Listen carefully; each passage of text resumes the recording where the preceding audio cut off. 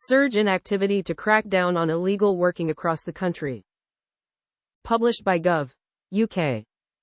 The government has been intensifying raids to tackle illegal working across England since the summer.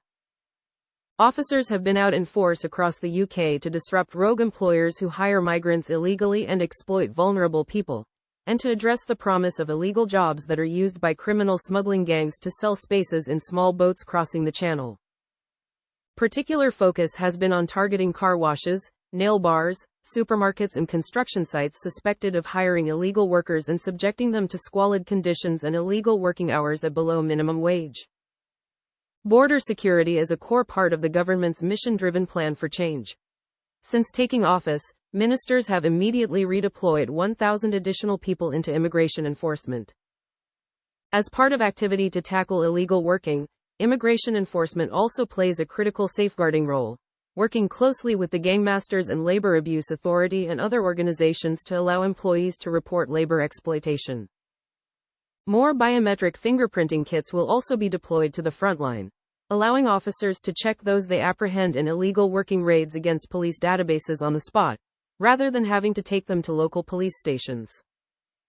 Minister for Border Security and Asylum, Dame Angela Eagle MP said, "Dismantling criminal gangs and restoring order to our asylum system is a key part of our plan for change.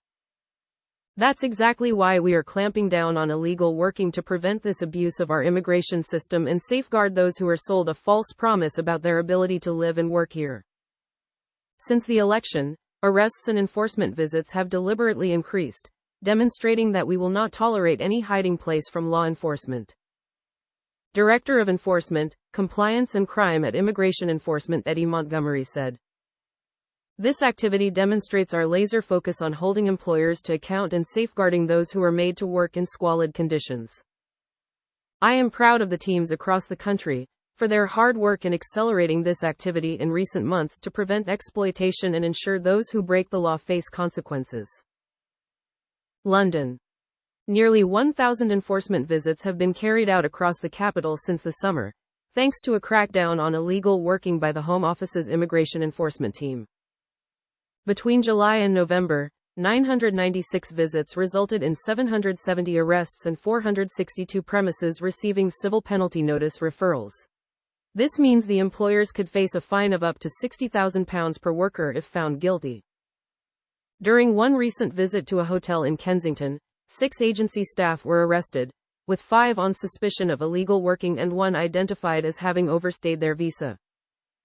This surge in activity led to almost 100 extra visits compared to January to July under the previous government. East of England. Between July and November, 191 visits resulted in 132 arrests and 94 premises receiving civil penalty notice referrals in the East of England. This means the employers could face a fine of up to £60,000 per worker if found guilty. During one recent visit to a restaurant in Chelmsford, 6 arrests were made on suspicion of illegal working. 5 further arrests were made at a restaurant in Stowmarket, Suffolk. The surge in activity represents a 26% rise in visits in the East of England compared to January to July under the previous government. Midlands. Between July and November, 665 visits resulted in 427 arrests and 305 premises receiving civil penalty notice referrals in the Midlands. This means the employers could face a fine of up to £60,000 per worker if found guilty. During one visit to a factory in Stratford-upon-Avon, 11 arrests were made on suspicion of illegal working offences. The surge in activity represents a 13% rise in visits in the Midlands compared to January to July under the previous government. South Central England. Between July and November, 260 visits resulted in 213 arrests and 165 premises receiving civil penalty notice referrals in South Central England. This means the employers could face a fine of up to £60,000 per worker if found guilty. During one visit to a car garage in Portsmouth, 7 arrests were made on suspicion of illegal working offences. The surge in activity represents a 63% rise in visits in South Central England compared to January to July under the previous government. South East England.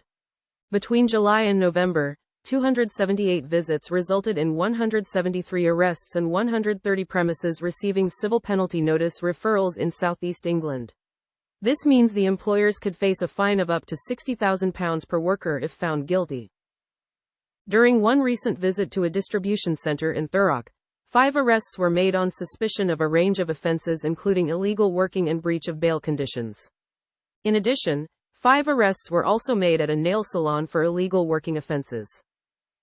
The activity demonstrates this government's commitment to ramping up immigration enforcement in southeast England and preventing people from working in the illegal economy, either by choice or coercion.